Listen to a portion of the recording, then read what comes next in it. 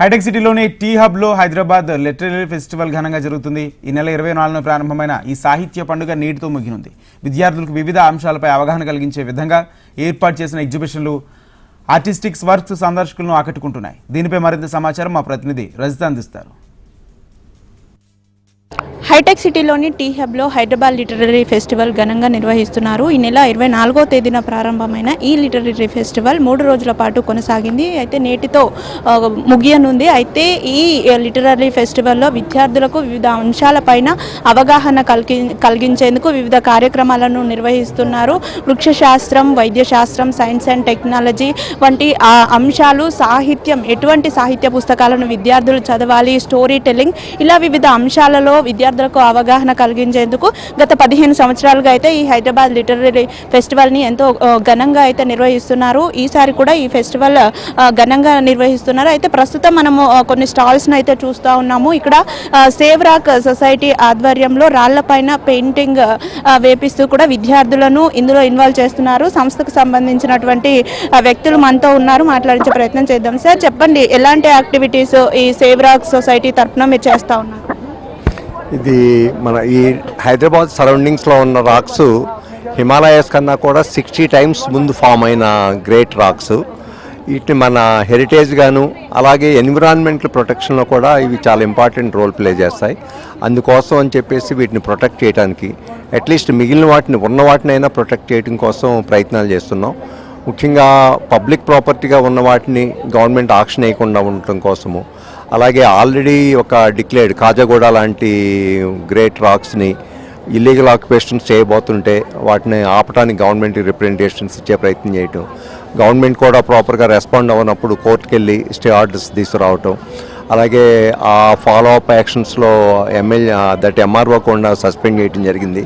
అలాగే హైదరాబాద్ సరౌండింగ్స్, తెలంగాణలో ఉండే రాక్స్, వీటన్నిటి మీద కూడా సర్వే కండక్ట్ చేయటం, ఏ రాక్స్ ఎన్విరాన్మెంటల్ ప్రొటెక్షన్కి ఉపయోగపడతాయో వాటిని ప్రొటెక్ట్ చేయడం కోసం గవర్నమెంట్కి రిప్రజెంటేషన్స్ ఇవ్వటం, పబ్లిక్ అవేర్నెస్ క్రియేట్ చేయటం, అలాగే every third Sunday Hyderabad and సరౌండింగ్స్లో రాక్ వాక్స్ అనేది కండక్ట్ చేయటం ద్వారా ఒక entertainment as well as education to the youth and other పార్టిసిపెంట్స్కి అవకాశం ఇస్తున్నాం. అలాగే దీని మీద మంచి డాక్యుమెంటరీ ఫిల్మ్స్ ఉన్నాయి. ఆ ఫిల్మ్స్ అన్నింటినీ కూడా స్కూల్స్లో డిస్ప్లే చేయటం, పిల్లలకి క్విజ్ కాంపిటీషన్స్ కండక్ట్ చేయటం, అలాగే మెంబర్స్ని కూడా స్టూడెంట్ మెంబర్షిప్ అయితే 100 రూపీసే, లైఫ్ మెంబర్షిప్ అయితే 3000, ఇన్స్టిట్యూషనల్ మెంబర్షిప్ అయితే 10,000, అలాగే కార్పొరేట్ మెంబర్షిప్ అయితే 50,000. ఈ రకంగా ఏంటంటే ఈ యాక్టివిటీస్ని ఆర్గనైజ్ చేయడానికి కావాల్సిన మినిమం ఫండింగ్ని గ్యాదర్ చేయటం జరుగుతోంది.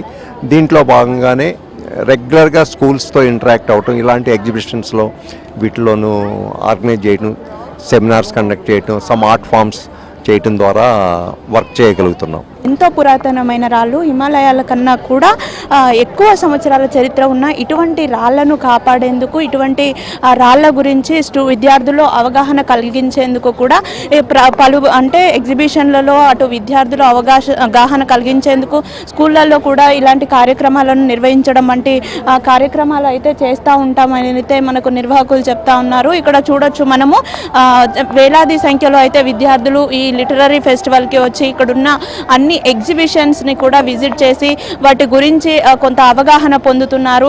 దీంతో పాటు వివిధ ఎగ్జిబిషన్లు మనం ఇక్కడ చూసుకోవచ్చు. ఇక్కడ మరొక ఎగ్జిబిషన్ కూడా మనకు కనిపిస్తూ ఉంది. అంటే జంతువులు ఉంటాయి, మనుషులమంటే మనకు దాహం వేసినప్పుడు నీళ్లు తాగగలుగుతాము, తీసుకుంటాము. కానీ జంతువులు అలా కాదు, వాటికి దాహం వేస్తే ఒకరు వాటర్ పోయాల్సి ఉంటుంది.